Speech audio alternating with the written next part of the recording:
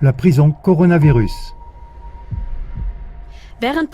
Alors que la Cour d'appel de Lisbonne au Portugal a jugé nécessaire de protéger les droits fondamentaux de ses citoyens et a déclaré illégale la mise en quarantaine de 4 plaignants portugais malgré la présence d'un test PCR positif chez l'un des 4, dans d'autres pays d'Europe et dans le monde entier, les citoyens doivent être littéralement détenus chez eux, et cela même sans test PCR.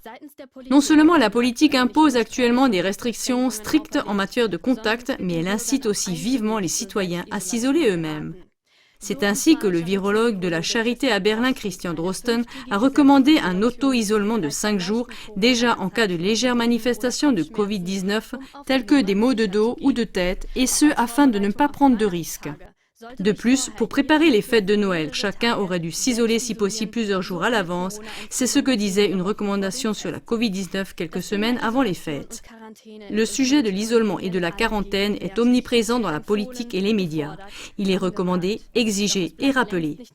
Cependant, le principe de l'isolement volontaire a été abandonné depuis longtemps, car on voit que de plus en plus de gouvernements enferment des personnes présumées infectées ou des personnes contacts considérées comme suspectes dans des camps de quarantaine parce qu'ils pourraient infecter chez eux des résidents ou des visiteurs.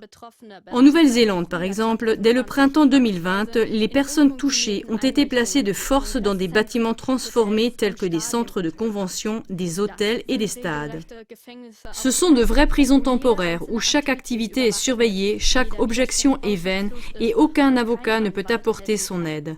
La détention minimale de 2 semaines ne prend fin qu'en cas de bonne conduite. Les personnes qui refusent le test sont obligées de rester dans le camp pendant une période plus longue.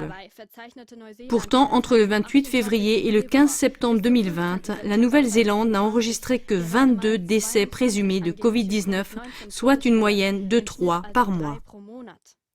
Cependant, la Nouvelle-Zélande n'est pas un cas isolé. On trouve également de telles prisons de quarantaine en République populaire de Chine, en Inde, au Népal, en Grèce, sur l'île de Lesbos et aux États-Unis. En mars 2020, le Vietnam a transformé 145 hôtels en centres de détention pour les personnes infectées.